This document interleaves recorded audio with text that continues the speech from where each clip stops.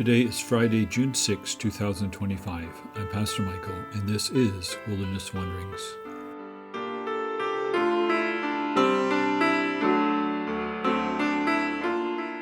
Our text is from Philippians 1. Brothers and sisters, here is what I want you to know. What has happened to me has actually helped to spread the good news. One thing has become clear. I am being held by chains because I am a witness for Christ. All the palace guards and everyone else know it.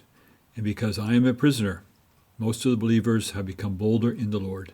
They now dare even more to preach the good news without fear. Philippians 1, verses 12 to 14. It is easy to become discouraged. We confront a constant flood of bad news. On the day I'm writing this, the opening pages of the Hamilton Spectator include these headlines: wildfires, 2 dead, cop killer trial, suspicious home explosion, a shooting, several other deaths, increased tariffs, more on the conflicts between Russia and Ukraine and between Israel and Hamas.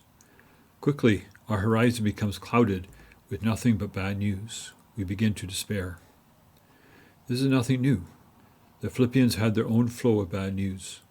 This new little Christian community was already under threat and ostracized from their pagan neighbors. Now news comes that their founding pastor, Paul, is in prison. If Paul was jailed, would they be next? Was following this Jesus worth it? Suffering, or the prolonged exposure to the suffering of others, can lead to despair and difficult questions. Fear creeps in, trusty roads. In beginning his letter with prayers of thanks and joy for the Philippians, Paul attempts to cut the roots of this hopelessness. Now he addresses the situation directly. Yes, he's in prison, but what has happened to me has actually helped to spread the good news. These chains are not what they seem.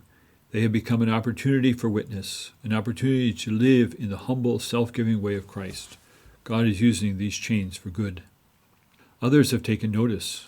Many Christians in Rome, noticing the impact Paul's imprisonment is having, are now encouraged to proclaim the gospel. They are willing to take losses for Jesus, the one who gave everything up for them. Hopelessness, despair, and fear can always creep up on us. It is easy to become discouraged. Ironically, these chains offer us a different story. Paul lives in the power of Jesus, has everything he needs in Jesus. He proclaims a God who knows how to bring good news out of the bad. A situation in which hope may have eroded becomes a launching pad for it. Because Jesus is alive, Paul does not need to fear death. Because Jesus is alive, Paul has a good word of hope and life to speak, even to his captors. Paul had already lost all things in Jesus. What more could Caesar do to him?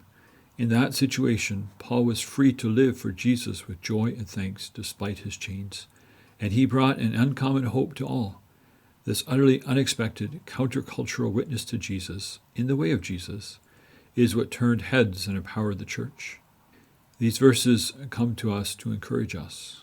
As Paul writes elsewhere, nothing can separate us from the love of God that is ours in Christ Jesus. Romans 8:38. And as Jesus himself says, I am with you always to the very end of the age.